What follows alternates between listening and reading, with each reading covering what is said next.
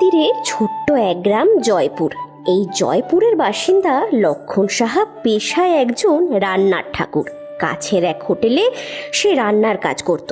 সুন্দর রান্নার সাথে সাথে তার মনটাও ছিল খুব সরল আর পবিত্র।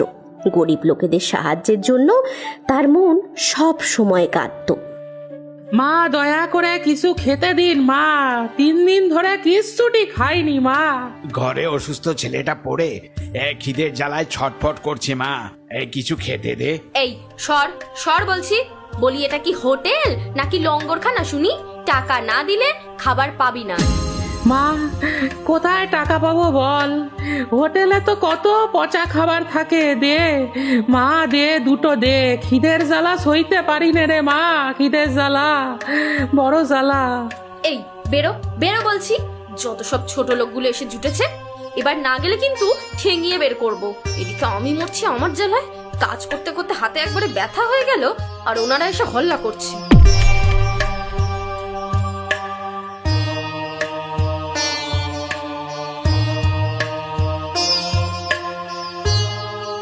কি হলো গো মালতী, কার ওপরে তো রাগ করছো? হ্যাঁ, আর কার ওপর?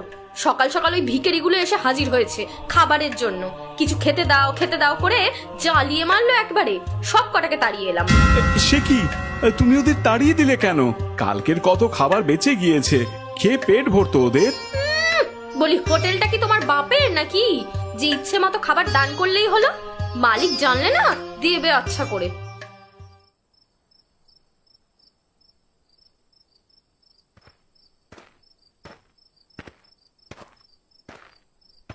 এই নাও, ভাত ডাল তরকারি সব রয়েছে, এতে পেট ভরে খাও।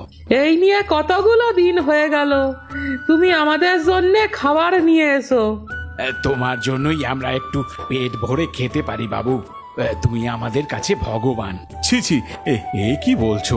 আমি এক সামান্য মানুষ, মাথার উপরে ভগবান আছেন, উনি জগিয়েছেন তাই আনতে পারছি। ভগবান তোমার মঙ্গল করুক বাবু, মঙ্গল করুক।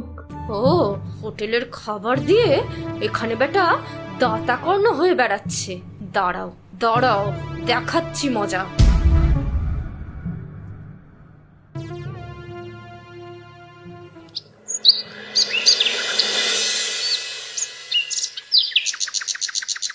মালতী, আলু আর পেঁয়াজগুলো একটু তাড়াতাড়ি হাত চালিয়ে কেটে দাও, এখনো দুটো তরকারি বাকি আছে। পেঁয়াজ আলু নয়, এখন কচু কাটা হবে, তাও তোমার। কি ব্যাপার লক্ষণ, দুপুরের খাওয়ার লোক তো চলে গেছে সকলে, কেবল রাতের জন্য এত রান্না করছিস কেন? বেশি বেশি করে রান্না না করলে সেগুলো বাইরে গিয়ে দান করবেন কি করে? কলিযুগের দাতাকর্ণ কিনা উনি। এসব কি বলছো কি মালতী? কেন, মালতী ভুল কি বলেছে? প্রতিদিন হোটেলের খাবার নিয়ে তুই বস্তির ভিখারিদেরকে খাওয়াস না? কথা, সেই সব খাবার তো এমনি নষ্ট হয়, রাস্তার ধারে ওরা তো খেতে পায় না, তাই খাবারগুলো ওদেরকে দিয়ে আসি। হ্যাঁ, নষ্ট হবে কেন? সেগুলো পরের দিন খাবারে মিশিয়ে দেওয়া হবে। আমি তো এখানে দানছত্র খুলে বসে নেই যে এত দামি দামি খাবার ভিখিরিকে খেতে দেব। কিন্তু ওইগুলো পরদিন খাবারে দিলে তো মানুষের পেট খারাপ হতে পারে। তো হোক না, তার জন্য বেশি বেশি করে রান্না করে ওই ছোট লোকগুলোকে গেলানোর তো দরকার নেই। এতই যদি দরদ, নিজের টাকা দিয়ে পিরিত করো না বাপু। একদম হক কথা বলেছে মালতী, এইসব বেহিসেবি কাজ এখানে হবে না লক্ষণ। তোকে আমাদের ভরসা নেই, তুই আবার গিয়ে ওই ভিখিরিগুলোকে খেতে দিয়ে আসবি। কর্তা, এই হোটেল আমার রুজি রুটি, আমায় তাড়িয়ে দেবেন না দয়া করে। না লক্ষণ না, একবার তুই আমার বিশ্বাস নষ্ট করেছিস, তোকে আমি এই বিশ্বাস করতে পারবো না। তুই যা, গিয়ে জনসেবা কর। বেশ হয়েছে, দরদে খেয়ে যাচ্ছিল না, এবার বুঝবে কত ধানে কত চাল। লক্ষণ এবার হবে বেসামাল। লক্ষণ হোটেল থেকে বেরিয়ে বিষণ্ণ মুখে হাঁটতে থাকলো রাস্তায়। তার মনে তখন এক রাশ চিন্তা। হাঁটতে হাঁটতে লক্ষণ যখন বস্তির কাছাকাছি এলো, তখন সেখানের বাসিন্দাদের একজন এগিয়ে এসে বলল, এসে গেছো বাবু, তুমি এসে গেছো বাবা। আমরা কখন থেকে অপেক্ষা করে বসে আছি। দেখো দেখো, ও এসে গেছে গো, দেখো। এই তো বাবু, তুমি এসে পড়েছো। খিদের জ্বালায় ছোট ছেলেপুলেগুলো ছটফট করছে। আমি জানতাম তুমি ঠিক আসবে। আমায় ক্ষমা করো তোমরা, আজকে আমার সঙ্গে কোনো খাবার নেই, আমি আনতে পারিনি, আর হয়তো কোনোদিন আনতেও পারবো না। হ্যাঁ, কি কি বলছো কি তুমি?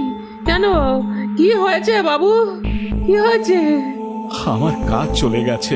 যেই হোটেলের খাবার তোমাদের জন্য নিয়ে আসতাম, সেই হোটেল থেকে আমায় বের করে দিয়েছে। হায় হায়, এ কি সর্বনাশ হলো বাবু!